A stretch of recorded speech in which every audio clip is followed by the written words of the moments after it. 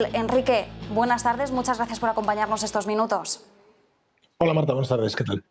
Bueno, anunciaba Pedro Sánchez ese PERTE, ese proyecto estratégico para la recuperación y transformación económica de España. 11.000 millones es la cuantía con la que dotaría a la industria de los microchips, unos millones de euros que provienen de la inversión pública. Dice que España no puede perder esta carrera, pero claro, también tenemos que establecer una fotografía general de en qué punto nos encontramos nosotros, en qué punto se encuentra el viejo continente, porque tenemos competidores de mucha talla. Estados Unidos, con algunas compañías como Intel o Micron como referentes, porque luego sí que es cierto que muchas veces hablamos de Nvidia, de Qualcomm o de Advanced Micro Devices, pero en este caso son fabless, ¿no? Es decir, delegan la fabricación en las foundries asiáticas. Y luego tenemos, por supuesto, algunas asiáticas muy importantes como Taiwan Semiconductors o Samsung, que evidentemente la inversión de 11.000 millones de euros pues les resulta apenas calderilla, ¿no? Pero bueno, por establecer una fotografía general, ¿en qué punto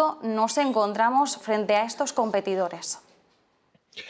Bueno, lo que tenemos que entender es que la industria de los chips, estamos hablando mucho de chips porque los chips definen hoy en día una economía. O sea, si comparamos, por ejemplo, es muy interesante comparar la economía, la evolución de la economía surcoreana con la española. Si te fijas, en el año 2000 estábamos a la par, ¿no? Y de hecho, durante todo el boom del ladrillo, la economía española creció más que la surcoreana hasta 2013. O sea, Corea del Sur, ¿qué hizo? Apostar precisamente por la tecnología y la fabricación de chips. Y a partir de 2013 se nota como la economía, como esa apuesta paga sus dividendos, ¿no? Y efectivamente, hoy en día Corea del Sur es la 10ª economía del mundo, ¿no? Entonces, ¿qué vemos hoy en día? Pues, hombre, primero, que hay un verdadero problema en la cadena de suministro de los chips, porque lo que hemos construido es una cadena de suministros extremadamente focalizada y muy monopolizada por unos pocos países. Los chips hoy en día son el nuevo petróleo y además todo lleva chips. Hoy en día incluso un automóvil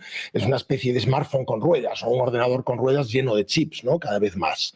Entonces tenemos que pensar cómo esa idea de la fabricación de chips además es algo enormemente complejo, ¿no? O sea, no hablamos de una fábrica de chips. La cadena de valor de un chip tiene muchos elementos, ¿no? Tienes desde una compañía como ASML, por ejemplo, holandesa, ¿no? que lo que hace es fabricar las máquinas que fabrican los chips y cuyo lema es cambiando el mundo un nanómetro de cada vez, ¿no? O sea, hablamos de una fíjate la evolución del valor en bolsa de ASML, ¿no? Entonces, hablamos de una cadena de valor en la que tienes desde las compañías que fabrican las máquinas para fabricar chips a las compañías que diseñan esos chips, como ARM, por ejemplo, ¿no? O las compañías que fabrican esos chips, como Taiwan Semiconductor, que bien comentabas, o Samsung, ¿no? Tienes a Intel, por ejemplo, que ya ha hecho una apuesta importante por fábricas en otros países y no está, España no está en esa lista, ¿no? No hemos entrado en esos planes, lógicamente no se anunció a tiempo el PERTE para ello, ¿no? Entonces, por ponerlo en referencia, pues con una inversión de 52.000 millones, la economía estadounidense, la economía norteamericana, hablaba de que podía redundar en algo así como 10 fábricas de chips, ¿no? Pero esto, por supuesto, hay que ponerlo en contexto. Hay que ver qué tipo de chips. No se puede apostar por cualquier cosa. O sea, que dentro de los chips hablamos, como bien dicen algunos de sus protagonistas, de fábricas muy competitivas en torno al nanómetro, 2 nanómetros de chips de muy alta tecnología, ¿no? Frente a las fábricas de chips de 15 nanómetros o 20, que son las que incorporan, por ejemplo, las fábricas de automoción. Entonces, tendríamos que ver de qué hablamos y a quién podemos atraer en ese sentido. Enrique, en ese sentido, estamos viendo cómo el viejo continente está buscando la independencia en muchos sectores.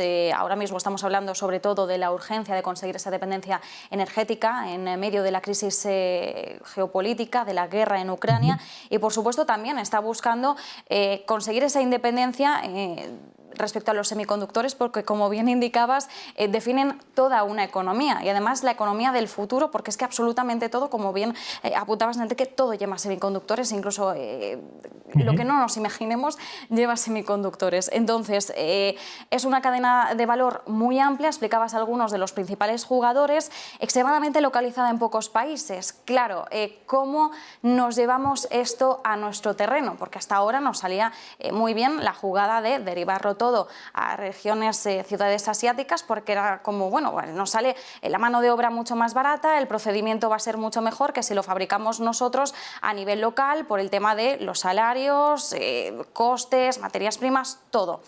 ¿Cómo nos llevamos esto ahora para casa, para nosotros poder competir y de una forma menos desigual que la que competimos ahora, para poder realmente tener una buena posición en esta economía que la apuntamos como del futuro, pero realmente es del presente? Totalmente, es la economía del presente en todos los sentidos. Lo que estamos viendo es que lo que demandas realmente es son unas condiciones de mercado. ¿Cómo atraes a esos grandes jugadores? O sea, lo que no vas a montar es una fábrica de chips desde cero ni con tecnología española. Lo que tienes es que atraer a esos competidores y conseguir que esos competidores además decidan que España es un buen sitio para fabricar chips de las tecnologías más punteras, porque lo que no te interesa es la fábrica de chips, digamos, baratos, de los chips que se instalan, por ejemplo, en la mayor parte de los competidores tradicionales de automoción. La automoción se ha convertido en un residuo que absorbe los chips de más baja tecnología, con la excepción muy honrosa, por supuesto, de Tesla. Cuando pensamos por qué las grandes marcas de automoción están deteniendo su producción, es porque los chips de los que necesitan abastecerse son chips muy poco interesantes, muy poco competitivos, que a las grandes fábricas no les interesa producir, tienen poco margen, ¿no? Mientras que Tesla se abastece de chips de ultimísima generación que codiseña con las propias fábricas y que tienen mucho más margen, ¿no? Entonces, ¿cómo atraes a esos competidores de última generación, a esos que son los verdaderamente interesantes, ¿no? ¿Qué puedes ofrecerles? Pues tienes que ofrecerles, ya que la mano de obra es cada vez menos importante porque son fábricas cada vez más automatizadas, tienes que ofrecerles mano de obra especializada. ¿Puede España suministrar ingenieros de buena calidad? Sí, efectivamente puede. O sea, tenemos una educación razonablemente competitiva, generamos una producción estable de ingenieros todos los años pues, bastante bien preparados y además con un precio, en cuanto a mano de obra, muy competitivo con respecto a otros países de nuestro entorno. El ingeniero español es considerablemente más barato que otros ingenieros en otros países de nuestro entorno comparable, ¿no? Fíjate cómo en China se está desplazando muchísimo la apuesta tecnológica y de las tecnologías, digamos, blanditas de las redes sociales, los servicios web, etcétera, etcétera, estamos yéndonos cada vez más hacia las tecnologías hard, hacia el hardware, hacia los chips, etcétera, ¿no? O sea, cada vez más los inversores chinos están dejando de invertir o priorizando sus inversiones, despriorizándolas hacia todo ese tipo de redes sociales y aplicaciones de pide esto, pide lo otro, que me lleven a casa no sé qué o tal, para irse a esas compañías de mucha más hard tech, ¿no? Y eso es lo que debería ocurrir. En España hemos interpretado la inversión tecnológica como algo que es más blandito, ¿no? Y el hardware, el dicho dice, hardware is hard. Pues a lo mejor el hardware, aunque sea hard, aunque sea duro, hay que ponerse con ello, ¿no? Y lo importante es ofrecer unas condiciones de mercado competitivas.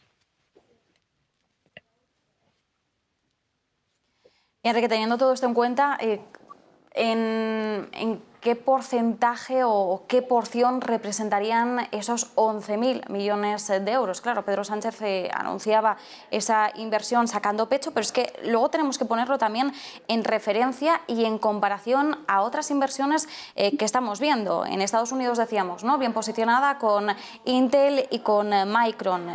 Tenemos que recordar, el gobierno de Joe Biden va a invertir más de 50.000 millones de dólares en este sector.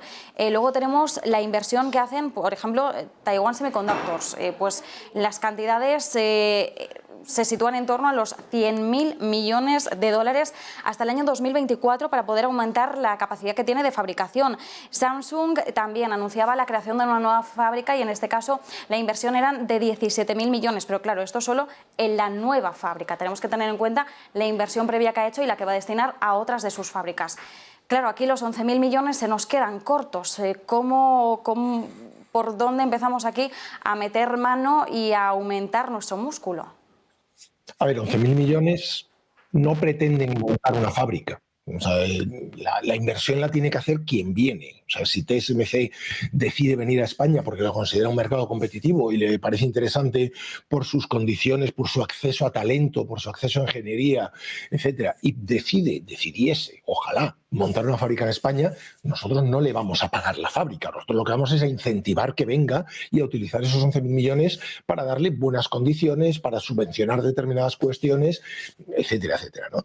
Lo mismo ocurriría si decidiese Intel venir aquí o si decidiésemos, o si, no sé, si alguna compañía decidiese diseñar en España, ¿no? Diseñar chips en España. Entonces, esta inversión es parte de lo que se puede hacer para incentivar a esas compañías a venir.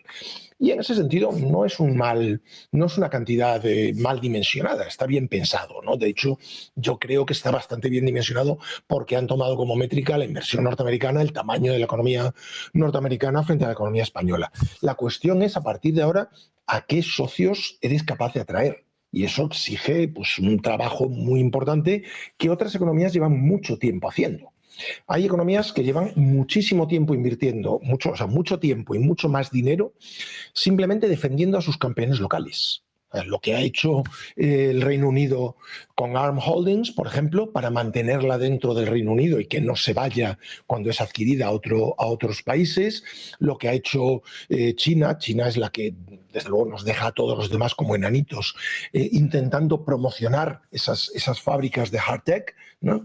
Frente a esos 11.000 millones que están, pues eso, recién puestos encima de la mesa y todavía no se ha establecido ningún tipo de alianza estratégica ni partnerships con nadie para que venga. Entonces, lo que hay es que dinamizar esa parte mucho más que pensar en poner más o menos dinero. Hay que buscar quiénes son esos socios. Enrique Dans, desde el IE Business School, muchísimas gracias por proporcionarnos las principales claves y sobre todo el análisis de en qué papel nos encontramos, cuál es el músculo que disponemos en España y sobre todo las perspectivas de cara a que el viejo continente realmente consiga esa independencia que ansía, no solo en el lado energético, también en el lado de los semiconductores. Muchísimas gracias, ha sido un placer. A vosotros, muchas gracias, Marta.